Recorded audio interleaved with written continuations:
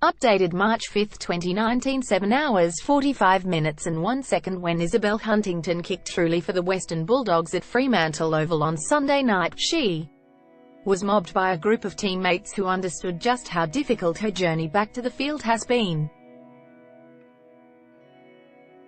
The former #1 draft pick of 2017, who recently turned 20, has endured a brutal run of injuries, including a broken leg in 2015, her first injury to the anterior cruciate ligament (ACL) in 2016, and then, just a week after her debut in 2018, a second ACL, to the opposite knee. In December last year, doctors were concerned Huntington had again ruptured her right ACL during a training session. Scans revealed a sprain instead, which still meant more time off the field. With just 7 weeks of AFL Women's League in 2019, it meant Huntington was at risk of missing yet another season of football. She's not alone. This year, 5 AFLW players have already ruptured their ACLs. Women are anywhere between 2 to 5 times more likely to rupture their ACLs in any sport when compared to men, but in AFLW the numbers are higher again.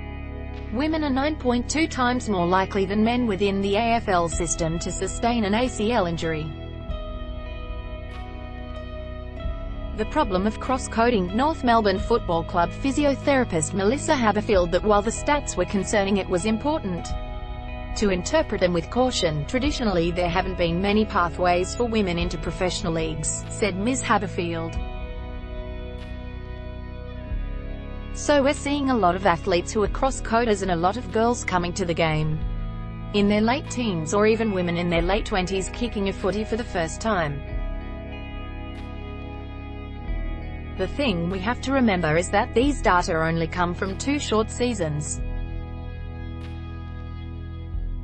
We will see a change over the next while, and the rates will drop when the sport becomes further professionalized. She says this could explain in part why higher injury rates are emerging in the AFLW. The girls aren't used to the 360-degree type of game that AFL is, and the movement patterns that are required to cope with that. Contrary to what some may assume, Ms. Haberfield says 70% of ACL injuries occur in a non-contact position.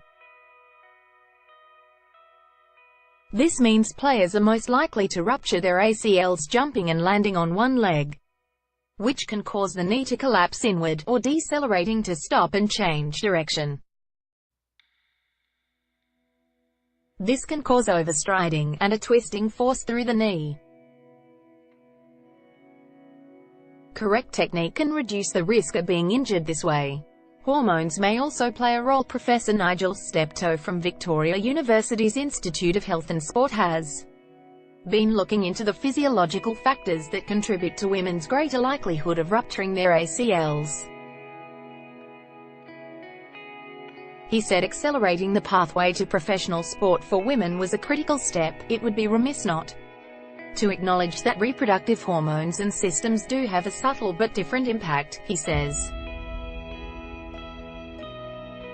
Research has suggested that the period post-ovulation, when progesterone is high, coincides with an increased likelihood of injury. But that's not for all women, and we don't yet have the confidence or evidence to say exactly what's happening. Without the research and evidence base, Professor Steptoe urges a strong movement towards full professional sport for women. Semi-professional sport makes things a lot harder for an AFLW player who does an ACL, because not only is her sporting career impacted, it's her main income stream as well. In that respect, we either need to move towards more professional sport where income is generated fully from that sport, or they really need good support to help these women recover properly. New program targets and East figures have spurred the AFL into action. The league has teamed up with the Women's Health in Sport and Exercise team at La Trobe University to design the AFL's ACL injury reduction program called Prep to Play. The team, led by Professor Kay Crossley, includes PhD candidate and AFLW player Brooke Patterson, Dr. Alex Donaldson, Dr. Andrea Bruder, Dr. Andrea Musler and Ms. Haberfield. Ms. Haberfield explained that prep to play distinguishes between modifiable and non-modifiable factors that contribute to women's greater susceptibility for ACL injuries. The non-modifiable factors include ones often featured in the media, being female, hormonal factors, although Ms. Haberfield says more research is required, a family history and previous ACL injuries. Modifiable factors by contrast include movement patterns, training load, muscle function, body mass index and, with some evidence from men's AFL and women's soccer in the US and Europe, footwear and ground conditions. Prep to play targets these factors. This week, for example, a new program targeted at community clubs, with educational videos, has been launched to help design the programs to help women avoid serious knee injury. Video: Why so many young women are getting sports injuries? 7.30 Part-time leagues can cause injuries, Ms. Haberfield acknowledged.